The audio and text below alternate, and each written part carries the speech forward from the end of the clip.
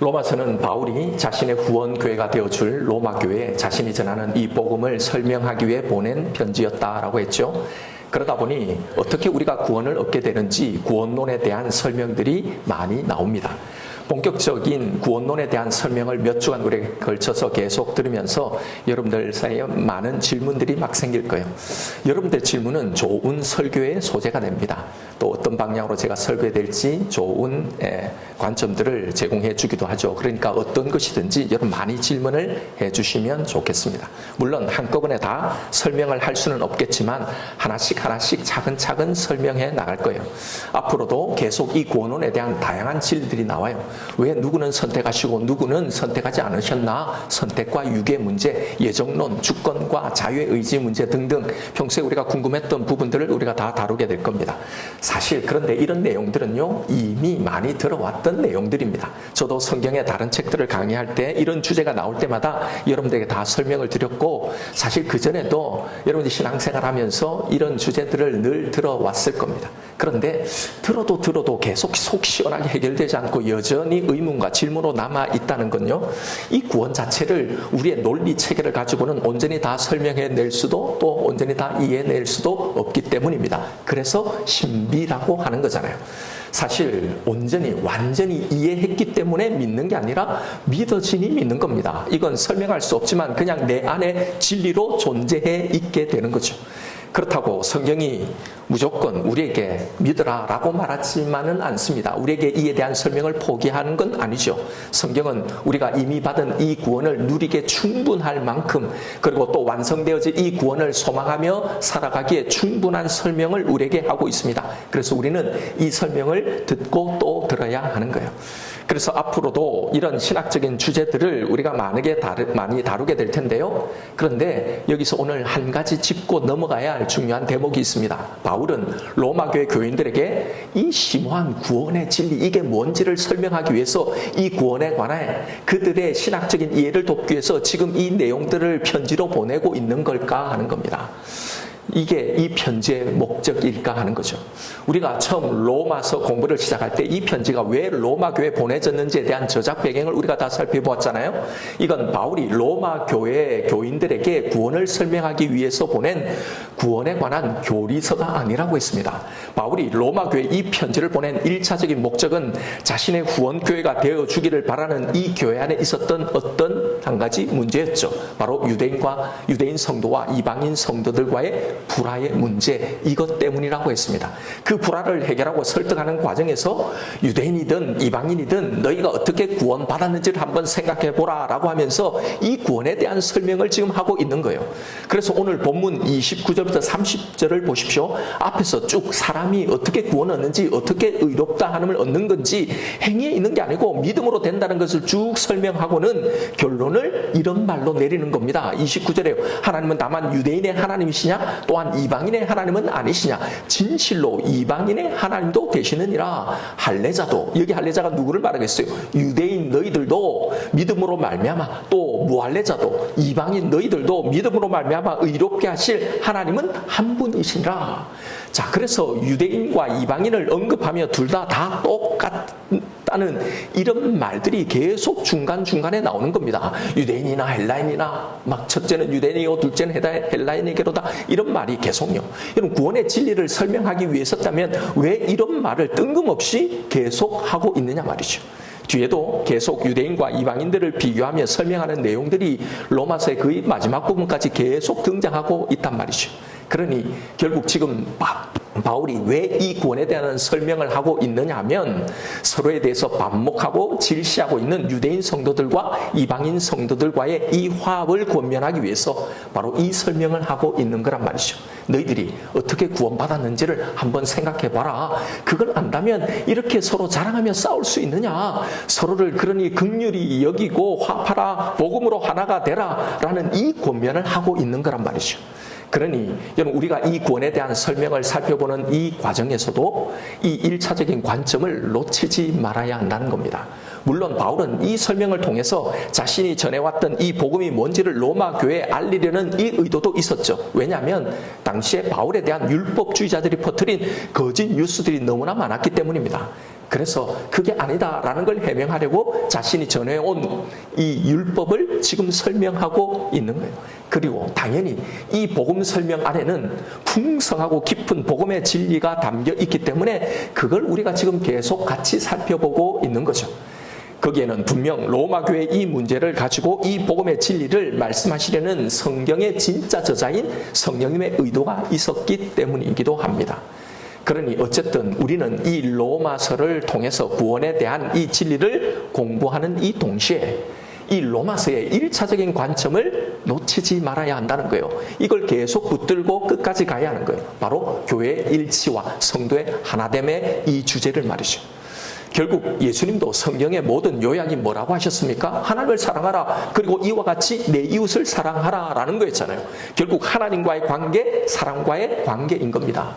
결국 로마 교회에 있었던 문제도 이것 때문에 발생한 거잖아요. 여기에 바울이 말한 이 자랑이라는 이 문제도 결국 로마 교회 성도였던 유대인들 안에 있었던 자랑이 문제였던 겁니다. 오직 은혜라고 믿음으로라고 말을 했지만 사실 그들 안에는 하나님 앞에서도 자랑할 거리를 가지고 있었던 거죠. 우리는 율법을 지키고 살고 있다. 우리는 할례도 받았다. 사실 객관적으로 솔직히 말해서 우리만큼 하나님을 잘 알고 잘 섬기고 있는 민족이 어디 있느냐라는 자기의가 문제였던 겁니다. 이런 하나님과의 관계가 결국 교회 안에 사람과의 관계, 이방인 지체들과의 이 관계에서 문제를 야기시키고 있었던 거란 말이죠. 이방인 성도들을 향해 자신들의 의를 자랑하고 그래서 이방인 성도들의 신앙을 무시하고 이런 것들이 이 교회의 불화를 하나 되지 못함을 조장했던 거란 말이죠. 이에 대해서 바울이 너희가 어떻게 구원받게 되었는지를 봐라 라고 하면서 지금 이 구원론에 관한 설명을 쭉 하면서 먼저 유대인 성도들에게 권책하고 있는 중이란 말입니다. 그래서 오늘 본문을 27절부터 다시 한번 보면 그런즉 자랑할 때가 어디냐 있을 수가 없느니라 무슨 법으로냐 행위로냐 아니라 오직 믿음의 법으로니라. 그러므로 사람이 의롭다 하심을 얻는 것은 율법의 행위에 있지 않고 믿음으로 되는 줄 우리가 인정하노라. 유대인 성도들 너희들이 더 율법적으로 많이 했다고 그것으로 의롭게 되는 게 아니다. 그러니 29절에 하나님은 다만 너희 유대인만의 하나님이냐 또한 이방인의 하나님은 아니냐 진실로 이방인의 하나님도 되시느니라. 그러니 이 하나님이 너희들만의 하나님이 아니라 이방인의 하나님도 되신다는 거예요. 똑같이 그들을 구원하셨다는 거죠. 그래서 30절에 할례자도 믿음으로 말미암아 또한 무할례자도 믿음으로 말미암아 의롭다 하실 하나님은 한 분이시라. 너희 둘 다 똑같이 하나님이 부어주신 이 믿음으로 구원받은 것 같냐. 그러니 하나님은 너희 둘 다의 하나님이다. 그러니 유대인 성도들아 너희의 나음을 자랑하지 말라라는 이 말을 지금 하고 있는 거란 말이에요.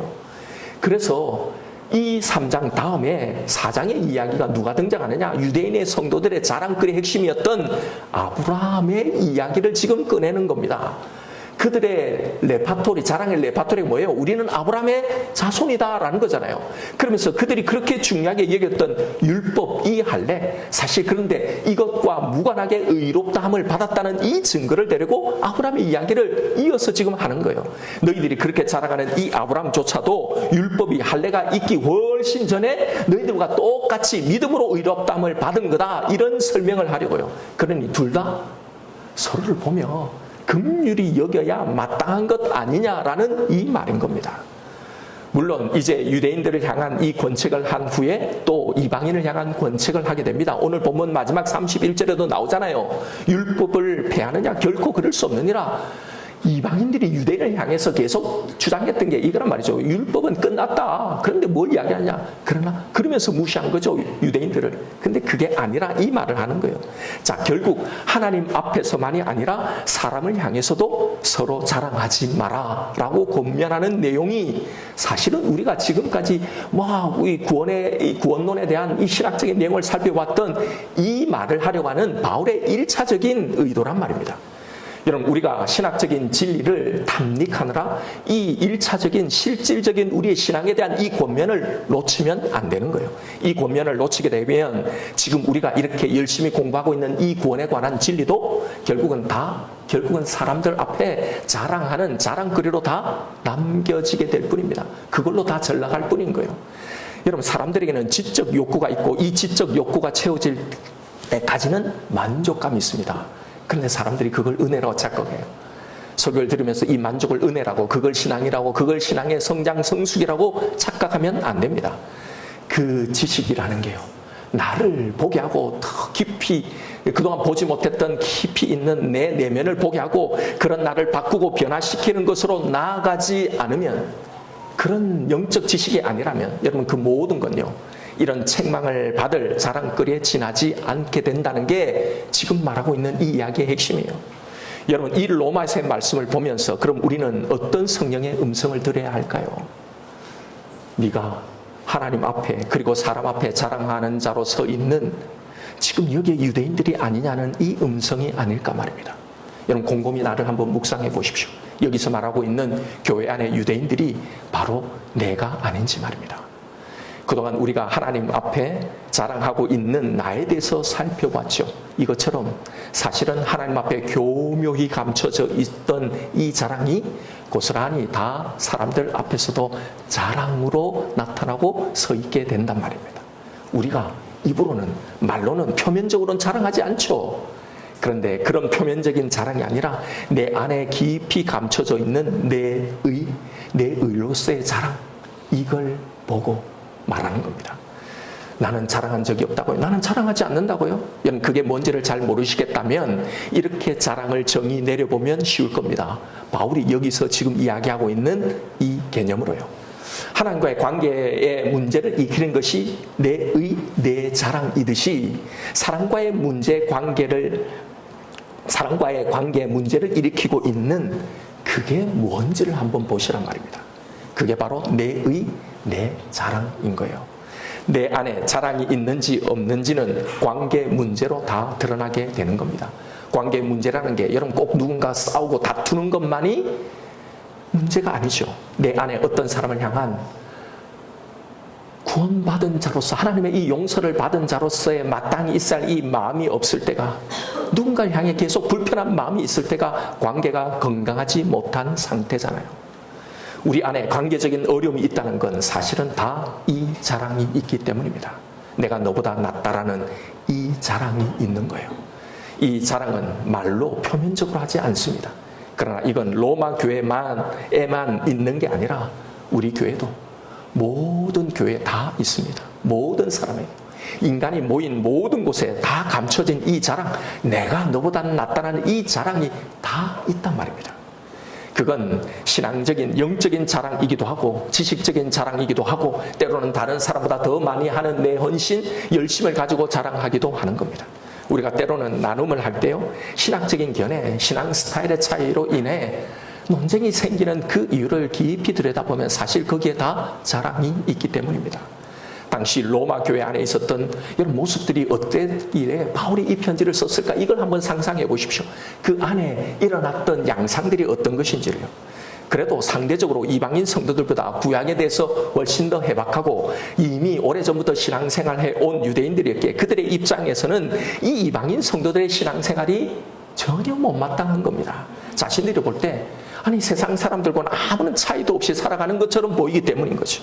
율법을 존중함도 없고 율법을 지키는 것도 없고 오직 우리는 믿음으로 구원한다, 이거 하나만을 붙들고 이게 다인 것처럼 거룩한 삶, 성도에 걸맞는 그런 모습이 전혀 없는 그들의 신앙이요. 그러면서도 나는 예수의 피로 구원받았다고 믿고 있는 그들의 신앙이 여러분 너무나 한심스러운 거죠.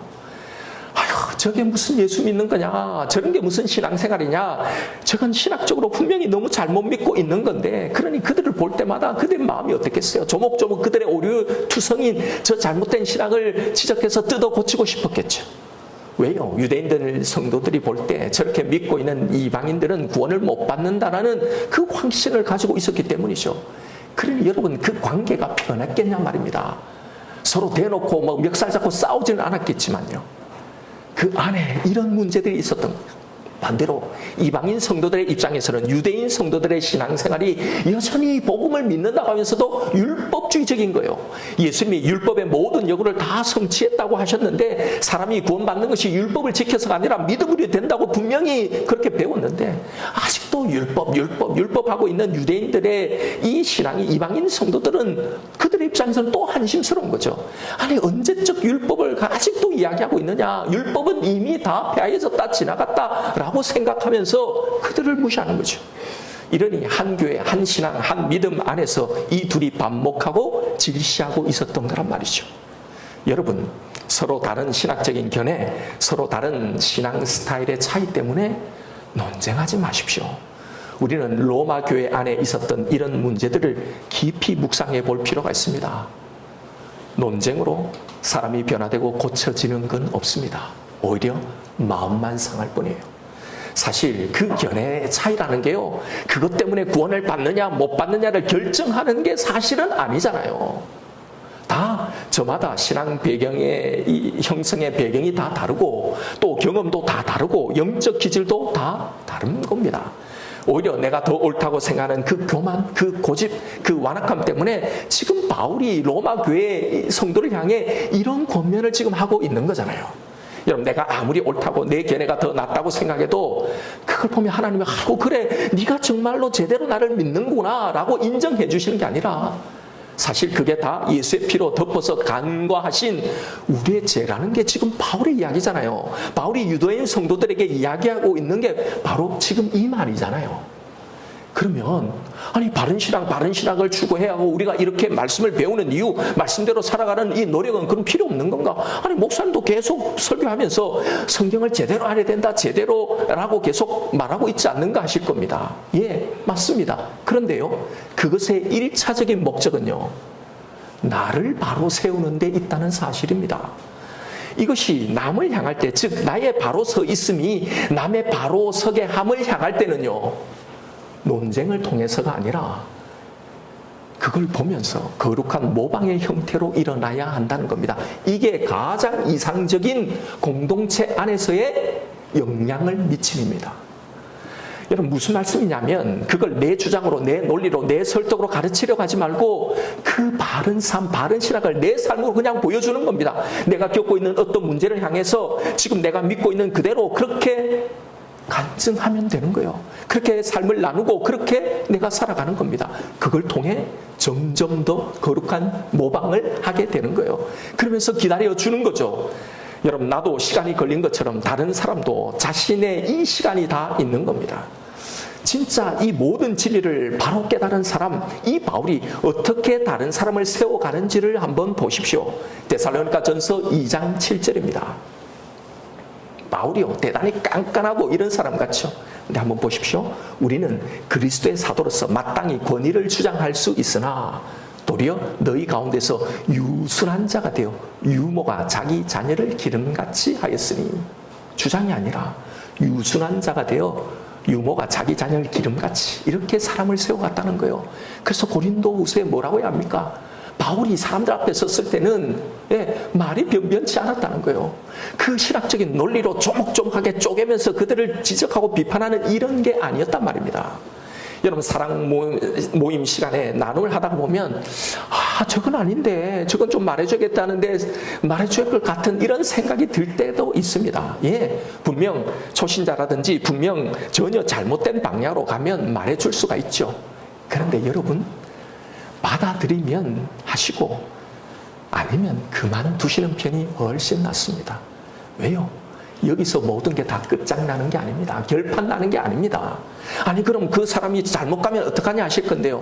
그럼 여러분, 처음부터 나는 완전한 방향, 완전한 걸음을 걸었나요? 아니잖아요. 그래도 이렇게 서 있잖아요. 이렇게 성장해 왔잖아요. 시간이 필요하단 말입니다. 받아들일 시간, 이걸 소해낼 시간, 자라나는 이 시간이요. 그래서 유순한 유모가 자기 자녀를 기름같이 하라는 거예요. 여러분, 애 낳아서 한 인간 되기까지 얼마나 많은 인내와 수고와 시간이 소요됩니까? 그걸 보면서요, 참는 거잖아요.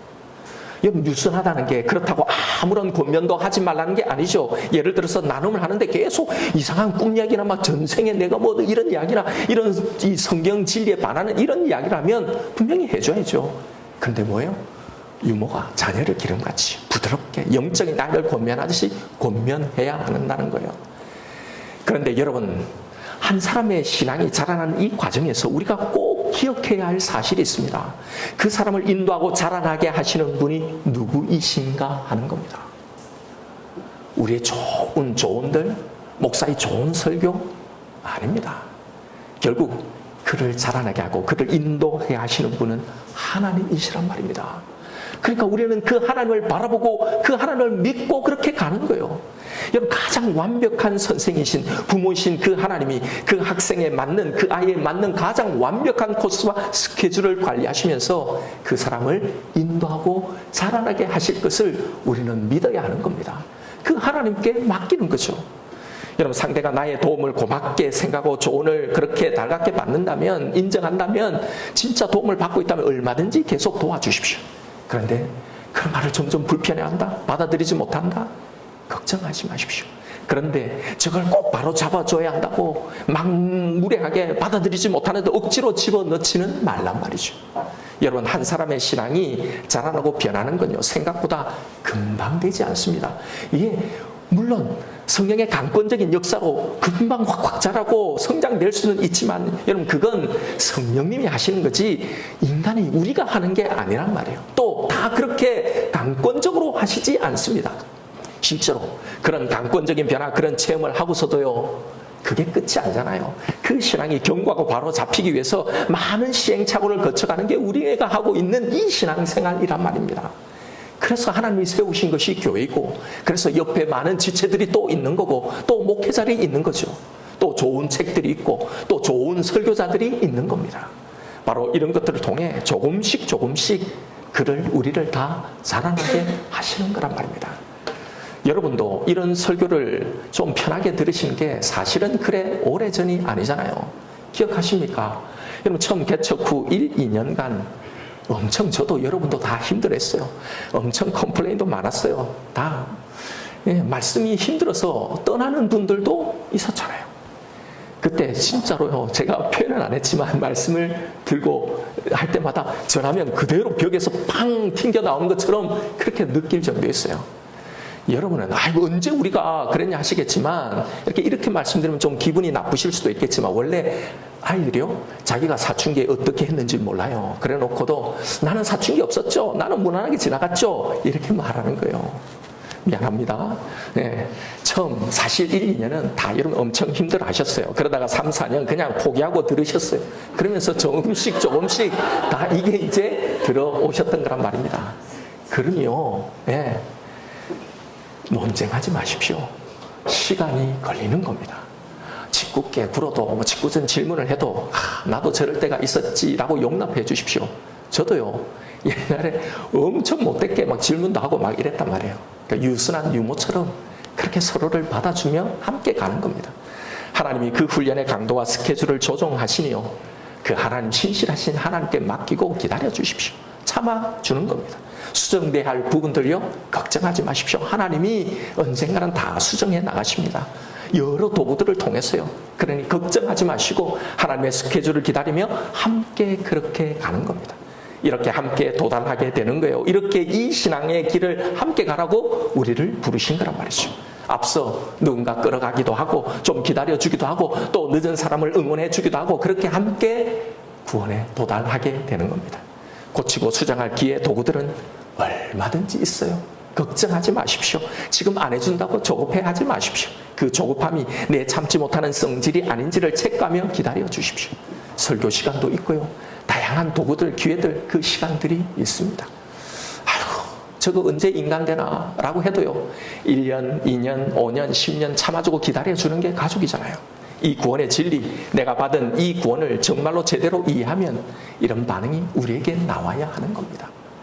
내가 어떤 자리에서 구원 얻었는지, 내가 어떻게 자라왔는지 이걸 나도 보기 때문이죠.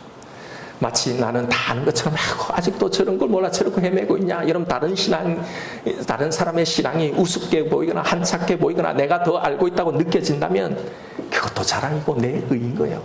우리가 알면 얼마나 다 알아요. 그 알량은 가지고 자고하지 마십시오.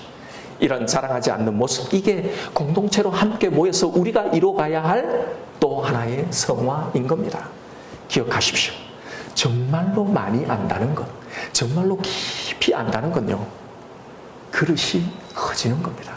더 알면 더 많이 포용하게 되는 겁니다. 아이들끼리 서로 잘났다고 목숨 걸고 싸우지요. 어른들은 그걸 보며 껄껄 웃고 다 받아주잖아요. 그럴 수 있다고. 여러분, 머리만 커지는 신앙생활이 아니라 마음이 그릇이 커지는 신앙생활 해나가시기를 축원드립니다. 또 하나, 교회 공동체 안에서 우리의 자랑이 표출되는 지점이 있습니다. 우리의 자랑은 신앙적인 지적인 자랑으로만 표출되지 않아요. 사역하면서, 섬기면서, 봉사하면서 이 자랑들이 나오게 되는 겁니다. 여러분, 사역하면서요, 섬기면서, 봉사하면서 갈등하고 불화하지 마십시오. 누구는 더 했네, 누구는 덜 했네 하며 하지 마십시오. 예전에요, 교회 행사를 할 때마다 전도 축제를 하거나 교회에서 행사를 하면 준비하면서 다 싸워요. 이게 얼마나 좋은 행사입니까? 얼마나 귀한 행사예요. 거룩한 행사예요. 그런데 그걸 준비하면서 다 싸운단 말이죠. 준비할 게 좀 많습니까? 공연도 해야 되고 여러 가지 장식도 해야 되고 맡은 분야도 많죠. 그런데 그거 하면서 다 싸운단 말이죠. 관계가 그거 하면서 다 틀어진단 말입니다. 그런데 여러분, 이때 이걸 누가 정리하는 줄 아십니까? 누가 정리해야 하는 줄 아십니까? 제일 수고한 사람이 하는 거예요. 그럼 아무 말 못하는 겁니다. 여러분, 교회 일은 바로 이렇게 하는 겁니다. 교회 안에 많은 불화가 다 이렇게 섬기다가 봉사하다가 헌신하다가 다 생기는 거예요. 결국 이렇게 불화가 조성되는 그 섬김을 여러분, 하나님이 과연 받으실까요? 우리는 교회 공동체 안에서 다양한 섬김을 하고 있습니다. 교회는 이런 헌신과 섬김을 통해 세워져 왔고 또 앞으로 그렇게 세워져 가게 될 거예요. 그런데요, 여러분, 섬기면 섬길수록, 헌신하면 헌신할수록 그게 다 하나님의 영광이 되고 그게 하나님의 기쁨이 되는 그 섬김이, 그 헌신이 어떤 것인지를 분명히 하고 가십시다. 베드로전서 4장 7절입니다. 만물의 마지막이 가까이 왔으니 그러므로 너희는 정신을 차리고 근신하여 기도하라. 무엇보다도 뜨겁게 서로 사랑할지니 사랑은 허다한 죄를 덮느니라. 서로 대접하기를 원망 없이 하고 각각 은사를 받은 대로 하나님의 여러 가지 은혜를 맡은 선한 청지기 같이 서로 봉사하라. 만일 누가 말하려면 하나님의 말씀을 하는 것 같이 하고 누가 봉사하려면 하나님이 공급하시는 힘으로 하는 것 같이 하라. 이는 범사에 예수 그리스도로 말미암아 하나님이 영광을 받으시게 하려 함이니 그에게 영광과 권능이 세세 무궁하도록 있느니라. 아멘. 여러분, 원망 없이 하시기를 축원드립니다. 여러분, 내 수고가, 내 남다른 헌신이 자랑이 되게 하지 마십시오. 누군가 봉사하려면 하나님이 공급하시는 힘으로 내가 받은 이 은혜를 감사함으로 하십시다. 섬기는 겁니다. 이런 헌신으로 내가 아니라 하나님이 영광 받으시게 하십시다. 이제 말씀을 맺겠습니다. 우리는 로마 교회 안에 있는 성도들 간의 이 불화와 분쟁의 원인이었던 이 자랑에 대해서 살펴보았습니다. 우리도 이 연약하면서 벗어날 수 없는 똑같은 교회이지만 오늘 주신 이 말씀을 우리 교회가 다 함께 받으십시다. 내 안에 혹시 나도 모르는 사이에 존재하고 있는 자랑은 없었는지, 나도 몰랐는데 그게 혹시 나의 자랑은 아니었는지 먼저 나를 돌아보십시다. 그런 우리가 함께 만들어가는 교회, 하나님 안에 서로를 이렇게 귀히 여기는 한 몸으로 세워져가는 저와 여러분 우리가 되기를 주님의 이름으로 축원드립니다. 이 시간 오늘 주신 말씀 붙들고 기도하십시다. 여러분, 오늘 주신 말씀을 깊이 묵상하며 내 안에 자랑은 없는지를 점검하십시다. 나는 아무리 생각해도 자랑한 적이 없는데 좀 와닿지 않으신가요? 아마 로마 교회 안에 유대인 성도들도 이방인 성도들도 이게 자신들의 자랑이라고는 생각하지 못했을 겁니다. 자랑하는 자신들은 모를 수 있어요. 나는 자랑하지 않는다고. 그런데 여러분, 상대방이 나를 볼 때는 어떨까요? 자신을 그렇게 한심하게 보고 있는 유대인들의 모습이요, 이방인에게는 유대인들이 자랑하고 있는 것으로 보였던 거고, 자신을 전혀 존중하지 않았던 이방인들의 이 모습이 유대인들에게는 이방인이 자랑하고 있는 것으로 보였던 거예요. 이렇게 그 실체가 잘 드러나지 않는 이 자랑은요, 불화라는 이 관계 문제로 그 존재를 드러내고 있는 겁니다. 하나님 앞에서의 은밀한 내 자랑이 하나님과의 관계에 영향을 미치고 있듯이 그러니 사랑과의 나의 관계를 깊이 살펴보면 거기에 나의 자랑이 뭐였는지가 드러나는 거예요. 누군가를 향해 불편한 마음들, 그런 마음들 그 속에 다 있는 겁니다. 내 안에 은밀히 존재하는 다른 사람을 향한 무시들, 존중 없음들, 섣부른 판단과 예단들, 이런 것들이 하나님이 원하시는 형제를 진심으로 사랑하는 이 관계를 만들어내지 못하는 건 아닐까요? 여러분, 내 안에 이런 자랑이 있다면 그것을 하나님 앞에서 다루십시다. 하나님 앞에서 내가 어떤 존재였는지, 내가 받은 이 용납과 용서, 그 길이 참으심이 어떤 것이었는지를 기억하면서 내 안에 은밀히 존재하고 있는 이 자랑을 다루어 가십시다. 하나님, 이제 자랑이 아닌 서로를 향한 이런 사랑과 겸손의 섬김이 내 안에, 우리 공동체 안에 가득하게 하여 주옵소서. 그래서 주님 안에 온전한 한 몸을 이루는 내가 이 공동체가 되게 하여 주옵소서. 이 시간 나에게 주신 말씀 붙들고 우리 함께 하나님 앞에 기도하며 나아가십시다.